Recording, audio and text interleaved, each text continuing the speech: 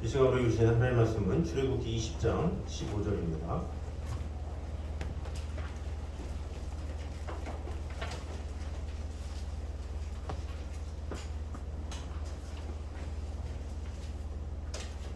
출애굽기 20장 15절 말씀입니다.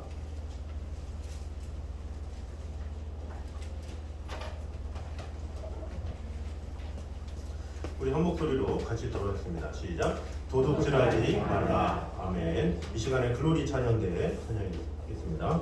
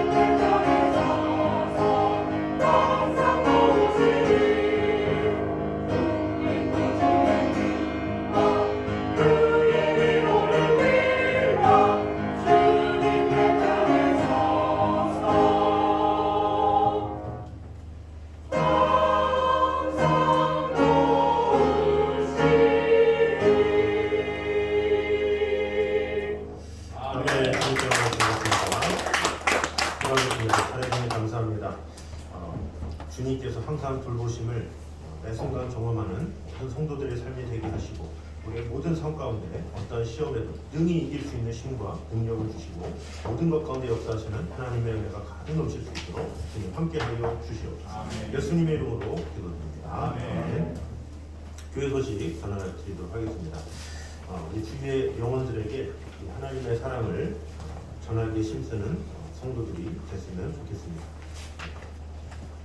내 영혼을 지키는 게 참 중요하지만 주위의 영혼을 지키는 것 또한 하나님께서 우리에게 약속하신 사명입니다. 이 십계명이 그렇잖아요. 하나님 사랑, 이웃 사랑.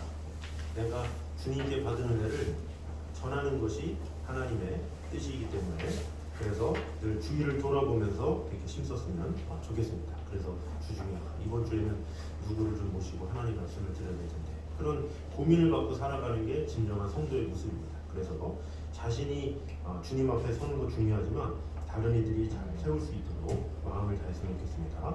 그리고 글로리아 찬양대 열광 팝스 오케스트라에 많은 관심과 기도 부탁드리고 동참도 해주시고 또 주위에 악기를 좀 배우고자 하는 영혼들이 있으면 같이 좀 동참하면서 이렇게 함께하면 좋겠습니다. 이게 토요일 날 오전에도 이게 플루스 배우는 분들이 이렇게 늘어나서 참 감사한 것 같아요. 그래서 계속적으로 이렇게 찬양하고 예배하고 또 악기로서 하나님 앞에 계속해서 영광 돌리면 좋겠습니다. 또 예배와 제자 훈련을 통해서 주님의 제자 되기에 힘쓰는 성도들이 있으면 좋겠습니다. 항상 예배는 열려 있습니다. 그래서 수요 예배, 철회 예배, 새벽 예배 많은 예배가 있는데 그것에 대해서 이렇게 예배를 안 드리다 보면 이 내성이 생겨가지고 아무렇지도 않은 그런 일이 일어나요. 운동장에서 맨발로 뛸 때는 처음에 발이 아프다가 나중에는 무뎌져가지고 안 아프잖아요. 그런 것처럼 이 예배도 자꾸 이렇게 드리다 보면 이렇게 당연하다가 그러다가 한두 번 빠지잖아요. 그러면 처음에는 좀 찔리다가 나중에는 아무렇지도 않아요. 그러면 안 되겠죠. 그래서 예배나 또 제자 훈련이나 이런 것에 최선을 다하면 주님께서 원하시는 것은 주님의 제자입니다. 사단이 무서운 것은 그냥 가끔 나와서 예배하고 그냥 저 기독교인인데요 이런 사람보다 제자를 무서워요. 제자. 사단이 무서워하는 건 제자를 무서워해요. 그래서 우리가 제자들에게 힘쓰는 그런 성도들이 됐으면 좋겠습니다. 자, 우리 옆 사람과 한번 인사하겠습니다. 이왕이면 제자가 됩시다. 시작. 이왕이면 제자가 됩시다. 네. 자, 오늘은 십계명 16번째 시간입니다. 아주 또 심오한 또 내용을 가지고 해보도록 하겠습니다. 우리 하나부터 8까지 이제 해보도록 하겠습니다. 자, 하나. 한 분이신 여호와 하나님만 섬기라. 둘. 두 마음으로 우상을 섬기지 말라. 3. 삼가 여호와 이름을 망령되이 일으키지 말라. 4. 사사로이 안식일을 범하지 말라. 5. 내 부모를 공경하라. 6. 육신을 살인하지 말라. 7. 지금 같은 마음으로 간음하지 말라. 8. 팔로 도둑질하지 말라. 아멘. 자, 그래서 오늘은 이 팔로 도적질하지 말라. 도적질하지 말라 이런 제목으로 오늘을 나누도록 하겠습니다. 우리 성경에서는 이제 도둑질하지 말라 이렇게 나와 있죠. 자, 세상은 이 도둑질로 편만해 있습니다. 그래서 이 도둑질이라는 개념은 우리가 생각하는 것 이상으로 많은 전 세계적으로 도둑질을 많이 하고 있어요. 근데 그 도둑질의 개념을 뭐 이렇게 남의 물건 빼앗는 것, 요 정도만으로 도둑질을 생각하면 안 돼요. 좀 폭넓게 보면 이 세상 저 세상에서 일어나는 일들 중에 도둑질이 참으로 많아요. 실질적으로 지금 이 우크라이나가 러시아의 공격을 당하고 있죠. 러시아가 우크라이나의 땅을 빼앗는 거죠. 이것도 도둑질인 거예요. 이 우크라이나에 있는 땅을 이렇게 빼앗는 행위, 전쟁을 일으켜서 이 빼앗는 것, 이것도 도둑질이라고 할 수가 있죠. 시진핑이 이제 중국에 이제 3연임을 한다고 그러죠. 이 3연임을 통해서 이 시진핑이 꿈꾸고 있는 게 뭐냐? 하나의 중국. 그래서 대만을 먹겠다. 그래서 대만을 곧 침략할 거예요. 언제든지 모르겠지만 뭐 완벽하게 한다 뭐 이런 건 모르지만 하여튼 시진핑의 계획 가운데는 하나의 중국이다 이런 게 있는 거죠. 그래서 그런 중국도 이미 엄청나게 큰데도 그 대만을 먹으려고 그렇게 길을 써요. 그래서 미국이 대만에 대해서 좀 우호적으로 하면 막 그 미사일도 쏘고 이렇게 경고도 하고 이런 것이 뭐냐? 우리 땅인데 왜 너희들 대만한테 잘해주냐? 우리가 중요하다 이런 식으로 하죠. 그래서 결국 그런 것도 다 도둑질이라고 볼 수가 있습니다. 이 대형 박물관에 가면 대형 박물관의 입장료가 무료예요. 근데 왜 무료인가 이렇게 보니까 대형 박물관의 이 물건들이 대부분 보면 전쟁 때나 옛날에 훔쳐온 게 많대요. 그러니까 제값을 치르고 한 게 아니라 어떻게 하다가 이게 훔쳐온 것들이 이렇게 많다 보니까 이렇게 대놓고 이 돈을 받기가 좀 곤란한 그런 것들이 있다고 해요. 그래서 이렇게 각 나라별로 이렇게 대형 박물관 같은 데 보면 이 무료로인 이유가 있다라는 거죠. 신명기 말씀에는 이렇게 기록되어 있습니다. 읽어보겠습니다. 시작. 사람이 자기 후에 곧 이스라엘 자손 중 한 사람을 유인하여 중으로 삼거나 버릇이 발견되면 그 유인한 자를 죽일지니 이같이 하여 너희 중에서 악을 제할지니라. 아멘. 자, 여기 보니까 한 사람을 유인하여 종으로 삼거나 한 것이 발견되면 그 유인한 자를 죽일지니 이랬어요. 이것은 쉽게 말하면 인신매매를 말하는 거예요. 인신매매는 이 당시 때도 있었죠. 옛날에도 있었고 지금까지 있는 그런 행위죠. 그래서 그런 인신매매한 자를 죽여라 이렇게 하나님께서 말씀하시는 거예요. 그래서 하나님께서 정말로 싫어하시는 것, 그래서 죽이라고 한 것은 이스라엘 백성들이 뭐를 했을 때 살인하거나 간음하거나 인신을 매매하고 종삼는 것, 이것들이 가장 큰 죄악이다 이렇게 말을 하는 것이죠. 그래서 이 미국도 어땠어요? 청교도 정신으로 가긴 했지만 거기에서 인디안들을 막 죽이고 인질 삼고 또 흑인들까지 노예로 만들고 이런 것이 엄청난 큰 죄악이죠. 근데 이런 것들 또한 이 도적질이다 이렇게 말을 하고 있는 거예요. 그래서 이 고리대금으로 인해서 이제 신체 포기 각서를 쓰게 한다거나 아니면 우리가 일제 강점기 때에 인권 유린을 당했죠. 이런 것들도 다 도둑질이라고 볼 수가 있습니다. 자, 그리고 우리가 세상을 살아가면서 하는 도둑질이 있어요. 그러니까 우리가 세상적으로 우리가 돌아가는 정색 가운데서도 이 도둑질이 많지만 우리가 세상을 살아가면서 되게 알게 모르게 짓는 죄들이 많이 있어요. 그러니까 사람이 보면 알고 지은 죄가 있고 모르고 지은 죄가 있다고 그러잖아요. 근데 그런 것처럼 우리도 알고 짓는 도둑질이 있고 모르고 짓는 도둑질이 있는데 대부분 도둑질 보면 모르고 하는 경우가 상당히 많이 있다는 거죠. 그중에 우리나라 사람들이 가장 자연스럽게 하는 게 뭐냐?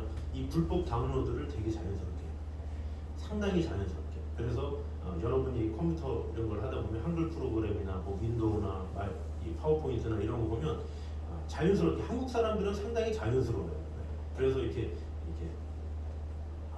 암호키 이렇게 넣어가지고 어디서 다운받아가지고 불법으로 이렇게 하고 이런 것이 상당히 당연시 돼 있어요. 그래서 10,000원이라도 줘가지고 다운받는다 그러면 상당히 아까워요. 어떻게 돈을 내고 하나 이런 생각이 드는데 제가 이제 처음에 미국에 가서 가장 놀랐던 게 그거예요.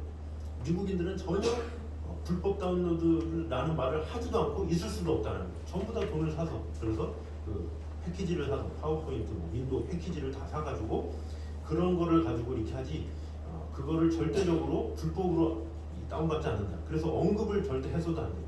유군들 앞에서 뭐 이것을 뭐 그냥 달라든지 이렇게 할 수 없다라는 거죠.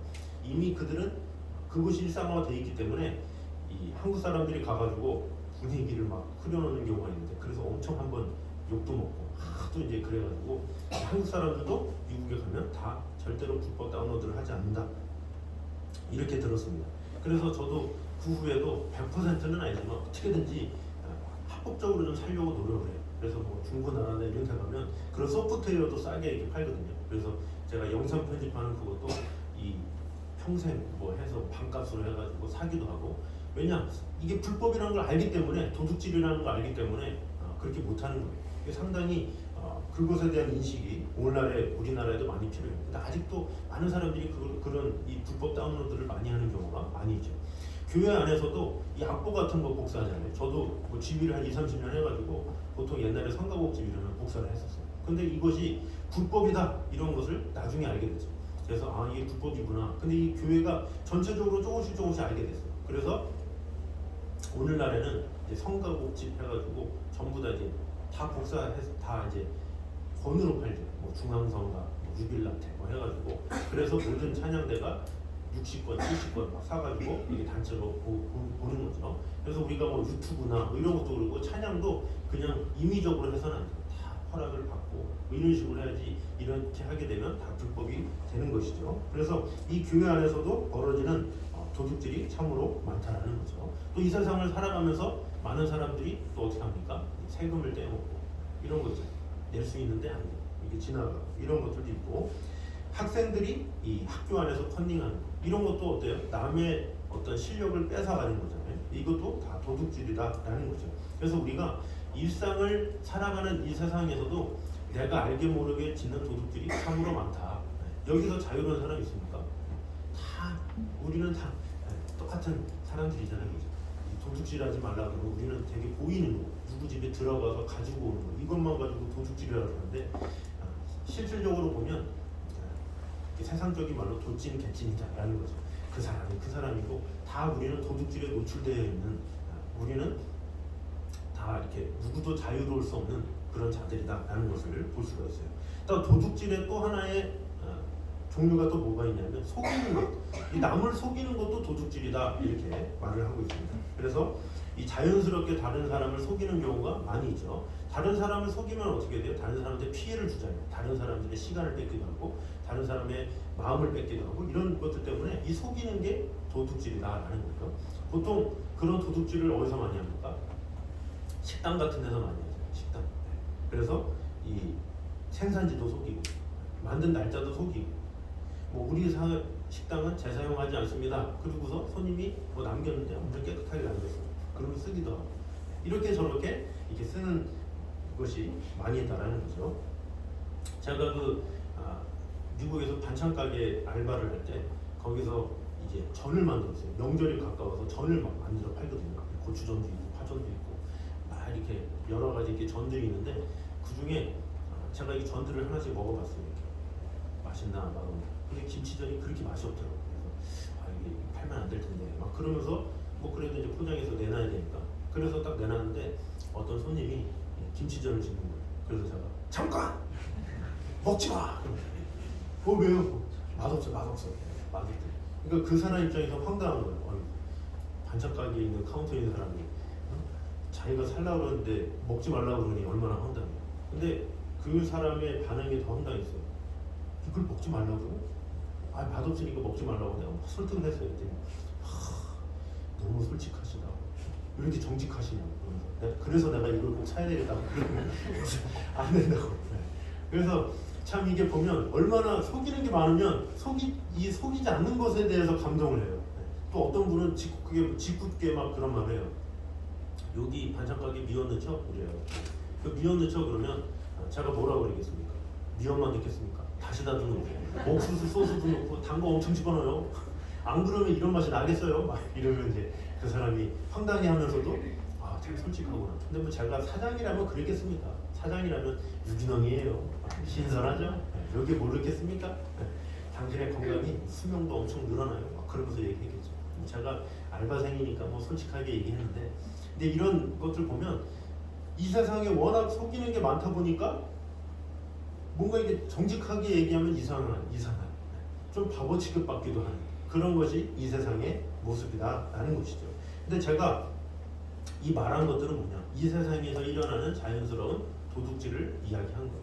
이 세상에서 만연하는 또 사람과 사람 사이에서 일어나는 도둑질 그것을 말한 거죠. 자, 그런데 여기서 이 언급한 이 문제들이 이 세상을 살아가는데 놓치는 도둑질이다라고 이렇게 본다면 더 큰 문제는 뭐냐? 하나님의 것을 도둑질하는 경우가 더 많다라는 거예요. 이것이 참 중요해요. 그러니까 사람과의 관계에 있어서도 우리는 자유로울 수 없는 도둑질하는 그런 사람들인데 하나님의 것을 도둑질한다? 그건 더 심하겠죠. 우리를 만드신 하나님 앞에 도둑질한다는 거.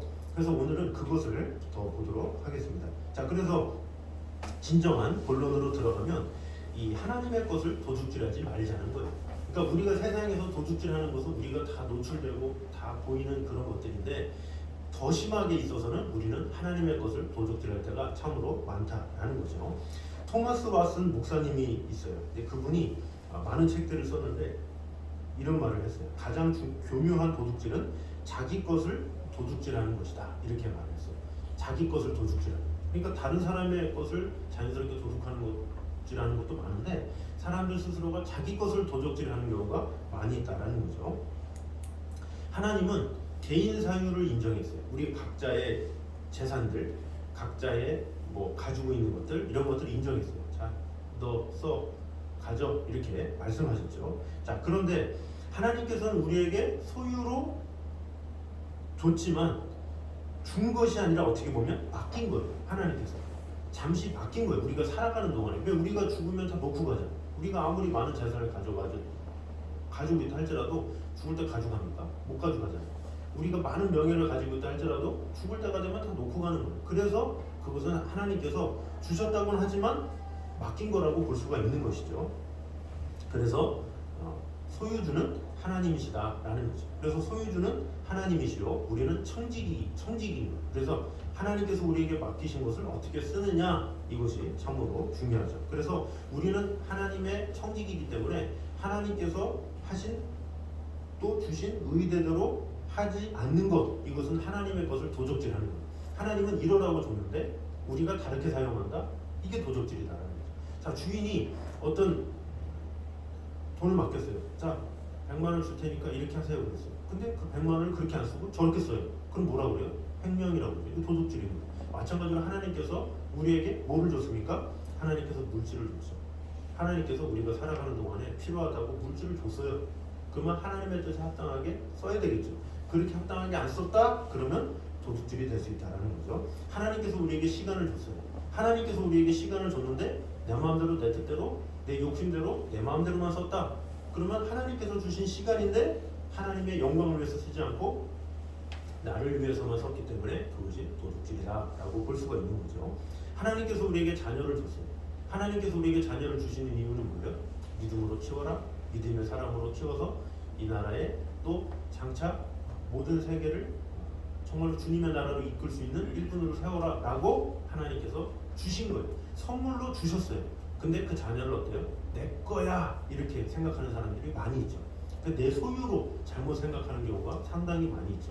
그래서 이 하나님의 뜻을 위해서 키우기보다는 내 뜻을 위해서 키우는, 나의 영광을 위해서 키우는, 나의 뜻을 위해서 키우는 이런 사람들이 참으로 많이 있다는 거죠. 하나님께서 맡겨주신 거예요. 우리가 뭐 죽을 때 자녀를 데려갑니까? 못 데려가잖아요. 놓고 가는 거예요. 그 놓고 가는 그 자녀 하나님께서 잠시 맡겨주신 거예요. 그 맡겨주셨으면 하나님의 뜻대로 양육을 해야 되겠죠. 그래서 하나님의 뜻대로 양육하지 않는 것, 그것도 하나님의 생각과 마음과 이런 모든 이런 의도를 다 도적질한 것이라고 볼 수가 있습니다. 우리 건강도 하나님께서 맡겨주십니다. 너 사는 동안에 걸어라, 뛰어라, 뭐 마음껏 생활하라 이렇게 건강을 맡겨주십니다. 그러면 하나님께서 맡겨주신 건강을 어떻게 해야 돼요? 하나님의 영광을 위해서 써야 되겠죠. 하나님의 영광을 위해서 일해야 돼요.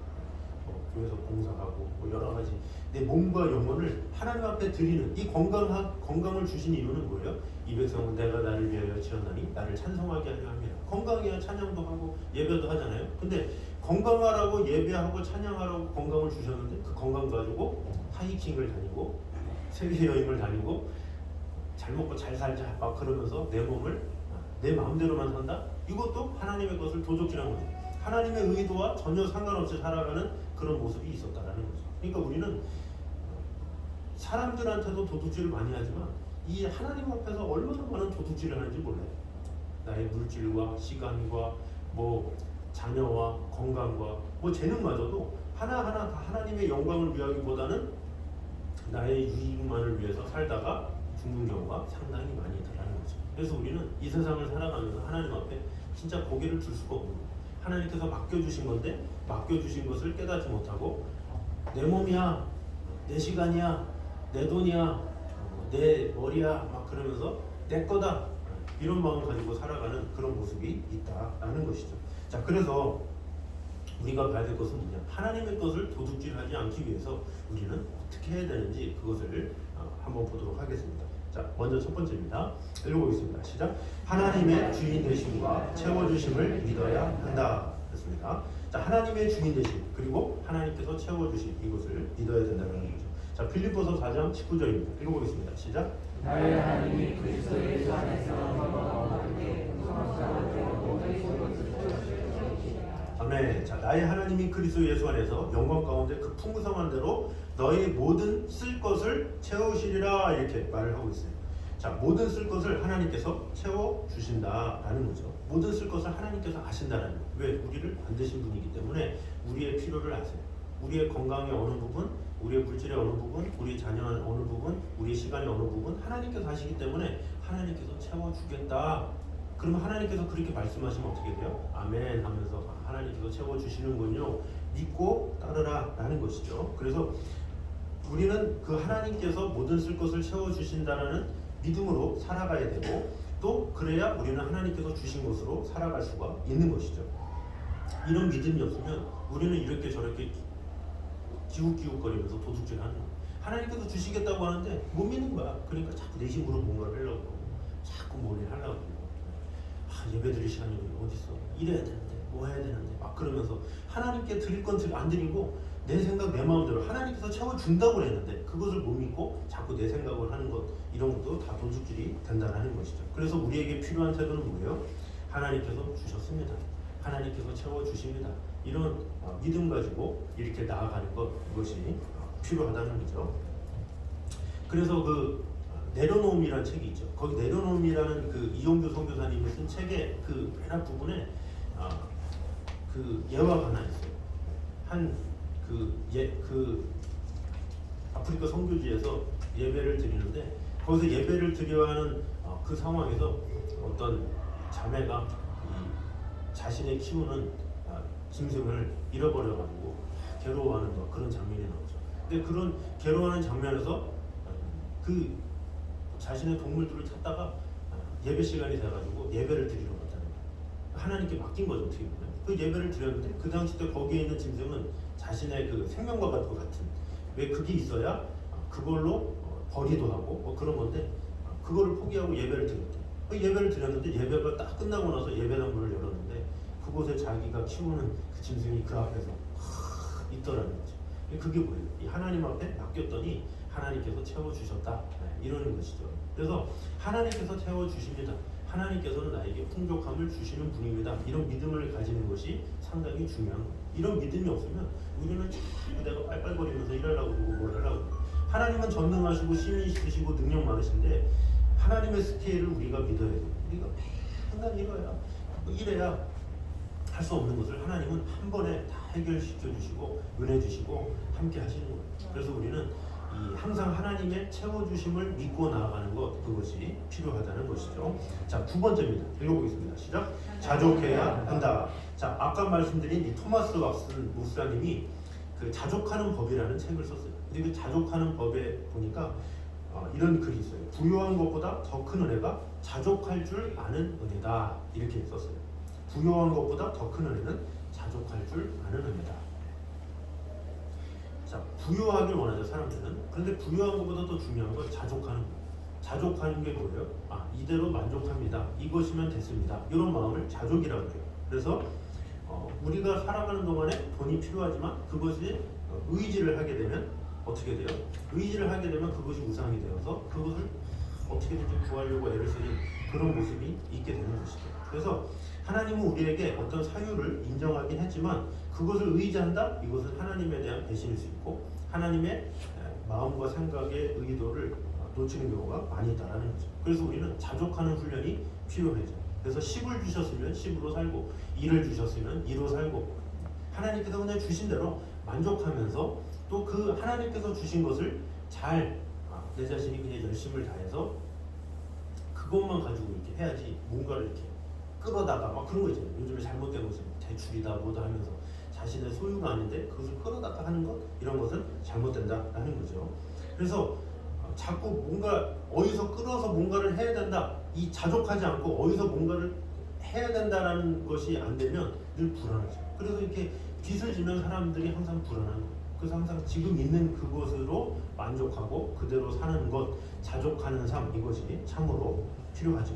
사람들은 소유욕이 많아요. 그래서 뭐를 얻기 시작하면 또 얻기 싶고 또 하고 싶고 또 하고 싶고 자꾸 이렇게 모으면 모으고 싶고 계속 이렇게 하는 그런 인간의 모습이 많이 있다라는 거죠. 그럼 자꾸 이렇게 생기면 욕심만 들어요. 어떻게 보면 물질이 없는 사람보다 가진 사람이 더 그런 경우가 많이 있죠. 이게 실질적으로 그러지 않습니까? 이게 되게 부한 사람들이 더 막 눈독이 막 혈안이 돼 있어가지고 100억을 갖고 있는 사람이 1000억을 갖고 싶고 1000억을 갖고 있는 사람이 그 이상을 갖고 싶고 그런 것이 인간의 욕심이다라는 거죠. 자, 그래서 야고보서 1장 15절에 이렇게 말씀합니다. 읽어보겠습니다. 시작.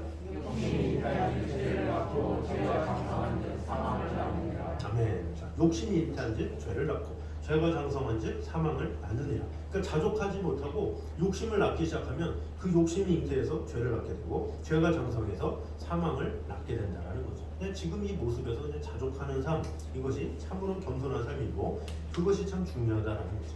우리가 감사는 생각이다 이런 말 들어봤잖아요. 제가 이전에 설교에도 많이 했잖아요. 감사는 내가 어떤 생각을 하느냐에 따라서 행복한 거예요. 마찬가지로 내가 어느 것을 가졌든지 자족하면 되는 거예요.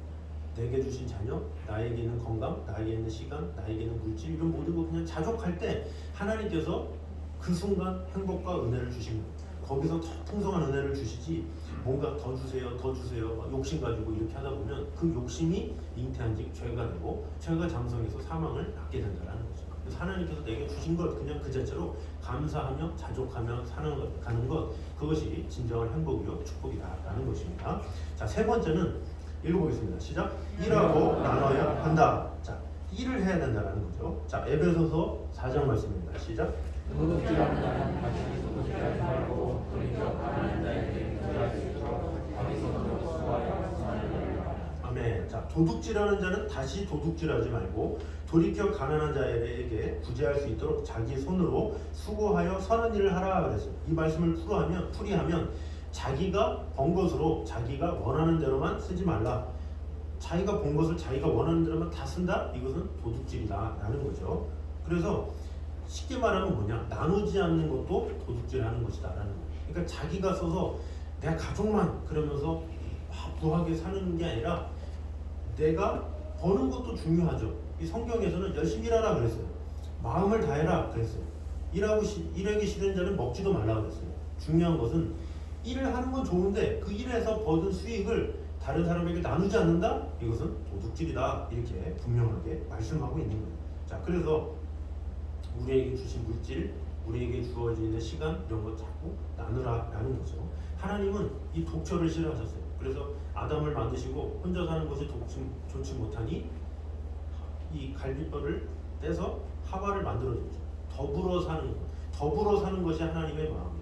10계명에서도 1에서 4계명은 하나님을 향한, 그리고 5에서 10계명은 이웃을 향한. 하나님은 더불어 살기로 원했어요. 더불어서 같이 배부르고 같이 협력하고 같이 하나 되기를 원했어요. 그래서 사도행전 2장의 초대교회의 모습이 그거죠. 서로 떡을 떼며 서로 어려운 거 있으면 나눠주기도 하고, 이제 그런 것이 초대교회의 모습이었던 것처럼 우리도 열심히 일하는 만큼 그 이상에 나눠주는 것, 그것이 참으로 중요하다는 거죠. 그래서 혼자 잘 먹고 잘 살려고 일하는 것, 이것은 도적질이다 이렇게 이야기를 하는 거예요.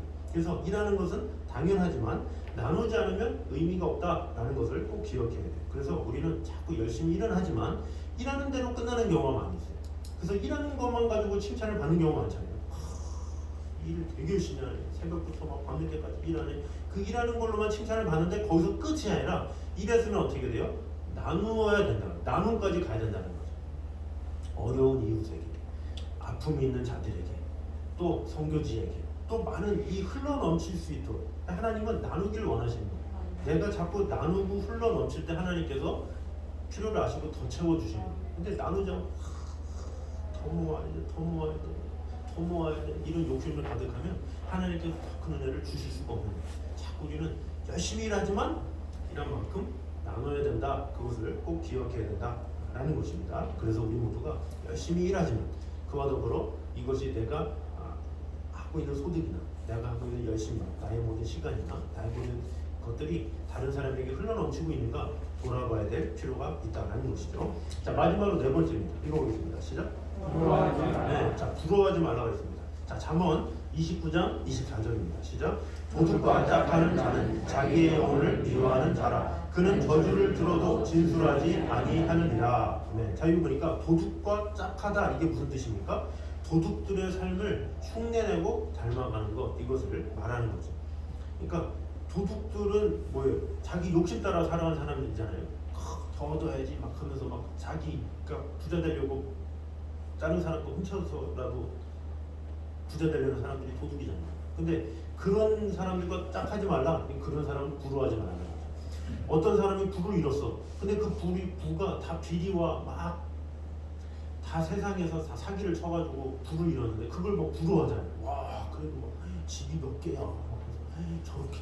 그러니까 참 신기해요. 이게 사기를 치고 잘못을 해가지고 부를 잃었는데 그것에 대해서 어떻게 저럴 수가 있어 막 하면서 이게 아니라 와 부럽다 그러면서 나도 뭐 할 수 있는 방법 없나 막 그러면서 이것이 인간의 어떤 다 그런 모습이다라는 거죠. 자, 로마서 12장 2절에 이렇게 말씀합니다. 시작. 너희는 이 세대를 본받지 말고 그랬어요.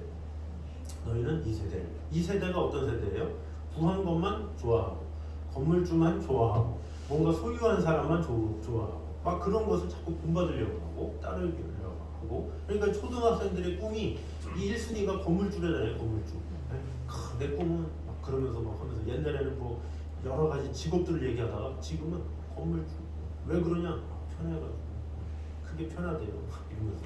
근데 그것이 뭐예요? 이 소유만 있으면 된다 이런 거죠. 이게 자꾸 이렇게 부러워하는 그런 모습을 부모님들 막 어르신들이 이렇게 보이니까 자기도 부럽다. 이 부럽다 보니까 나중에는 소유를 많이 한 사람이 부러워지는 거예요. 그러니까 건물주가 최고구나 이런 생각을 하게 되는 것이죠. 자, 그래서 이 세상의 풍조대로 따르는 것, 이 세대의 모습을 보고 부러워하는 것, 이것을 가지지 말라라는 거죠. 왜? 부러워하는 마음을 가지면 어떻게 돼요? 부러워하면 병이 나. 사람. 부러우면 병이 나. 네. 부러우면 거기서 끝나면 좋은데 부럽네 하면서 덮으면 되는데 사람이 부러우면 어떻게 돼요? 잠잘 때 꿈을 꿔.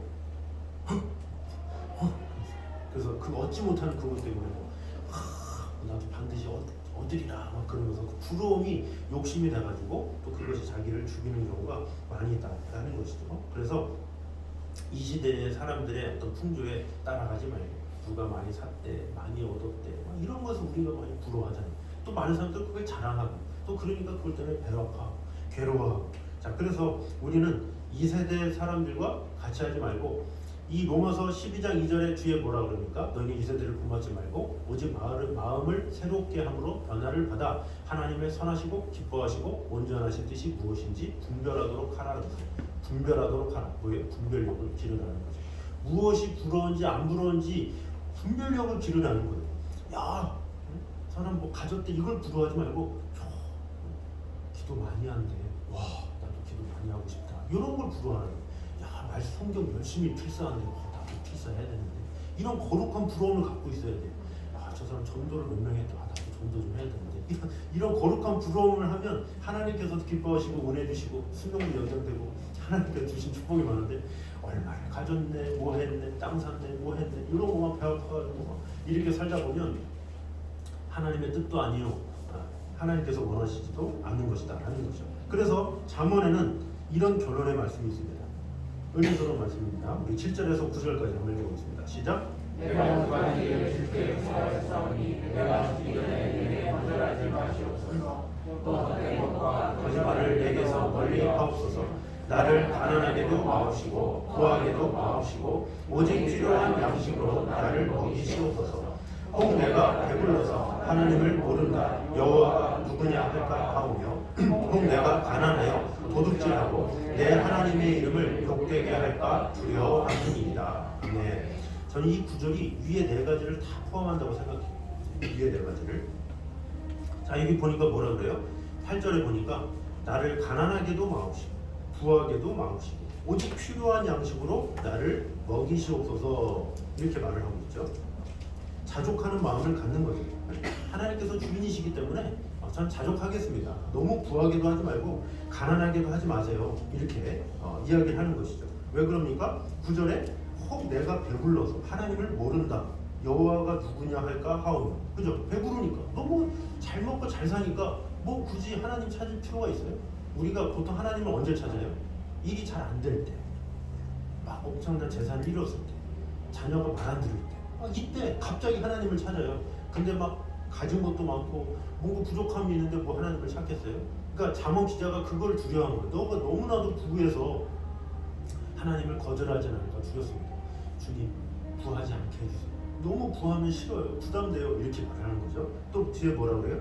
내가 가난하여 도둑질하고 내 하나님의 이름을 욕되게 할까 두려움함이니이다. 내가 너무 가난하면 없으니까 자꾸 다른 사람들한테 안 좋은 말 할 수도 있고 다른 것을 탐낼 수도 있고 그렇잖아요. 너무 가난하게 하지 않게 해주세요. 적당히 살게 해주세요.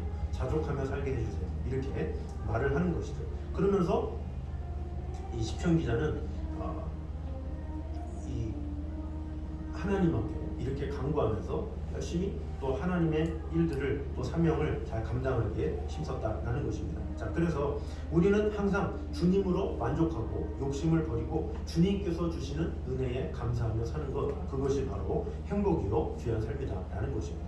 자, 우리 행복이라는 찬양 가사 우리 한번 보도록 하겠습니다. 이 가사도 제가 뭐 이렇게 이 가사를 먼저 생각하고 한 건 아닌데 이 말씀을 준비하고 마지막에 잠언 말씀을 하고 그 행복이라는 찬양이 떠올라서 이렇게 보니까 이 가사 하나하나가 정말로 참 은혜구나, 이것이 행복이구나, 이것을 보여주는 가사인 것 같아요. 우리 행복 가사 한번 읽어볼까요?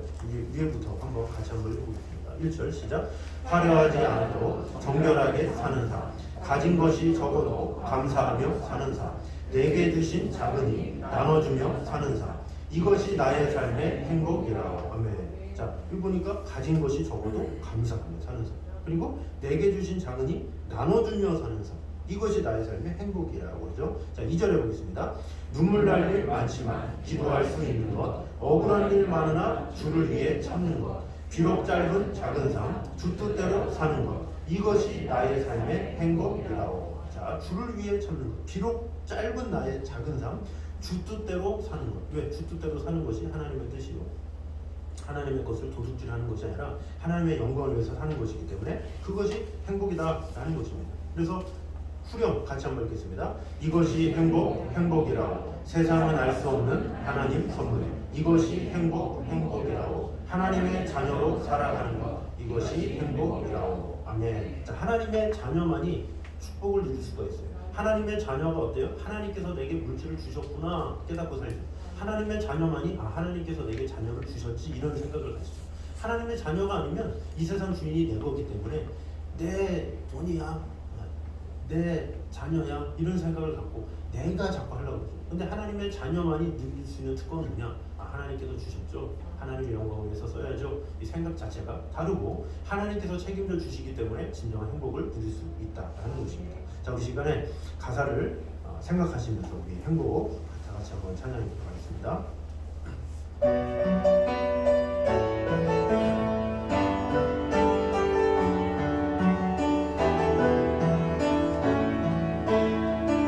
화려하지 않아도 정결하게 사는 삶, 가진 것이 적어도 감사하며 사는 삶, 내게 주신 작은 일 나눠주며 사는 삶, 이것이 나의 삶의 행복이라고. 2절 합니다. 눈물 날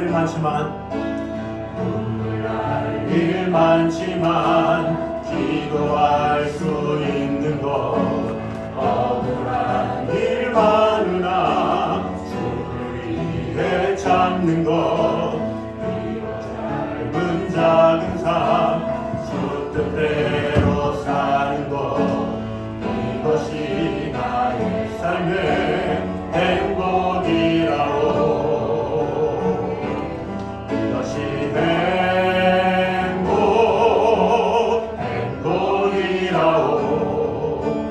세상을 알 수 없는 하나님 선물, 이것이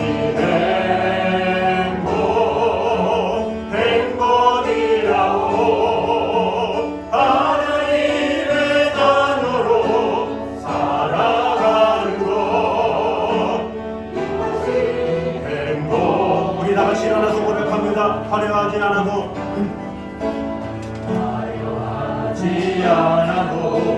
정결하게 가진 것이 적어도 감사하며 사는 삶, 내게 주신 작은 힘 나눠주며 사는 삶, 이것이 나의 삶의 행복이라고. 이것이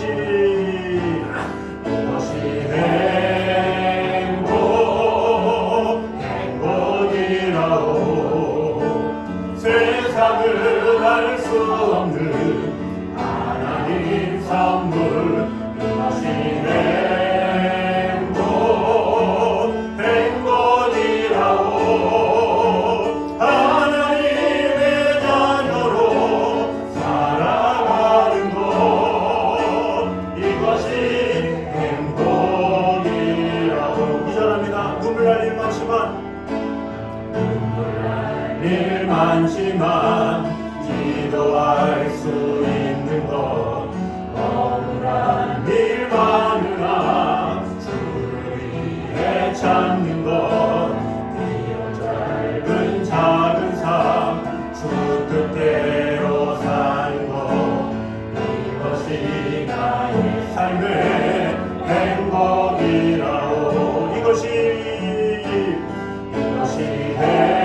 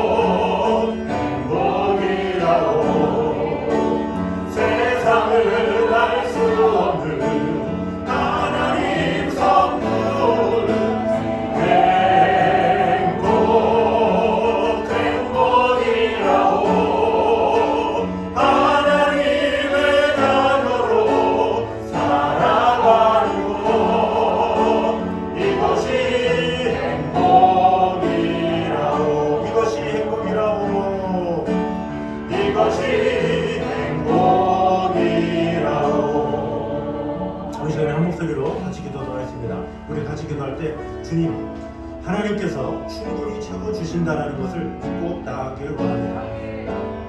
조금 부족하지만 좀 이건 없으면 안 될 것 같지만 주님 자족할 수 있는 믿음을 허락하여 주시옵소서. 또한 우리가 열심히 일하지만 그 일한 것을 나의 소유로 끝나지 아니하고 주위의 영혼들에게 또 성교지에게 나눌 수 있는 그런 삶을 사는 자가 되게 하여 주시옵소서.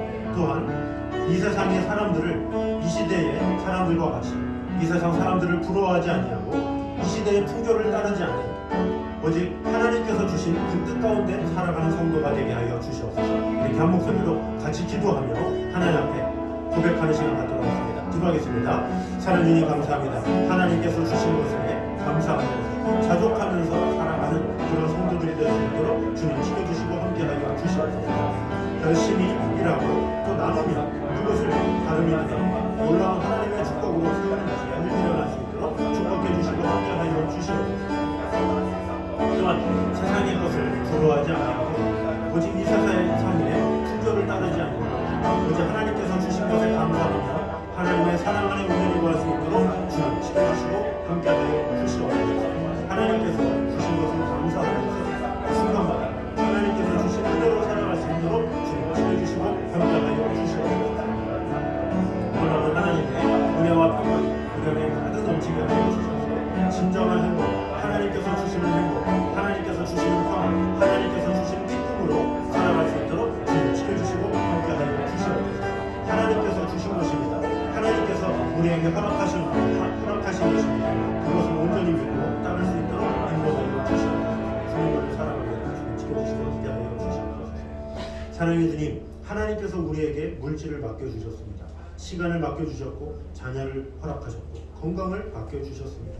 하나님께서 맡겨주신 것 하나님의 의도대로 하나님의 뜻대로 살아갈 수 있는 그런 성도들이 되게 하여 주시옵소서.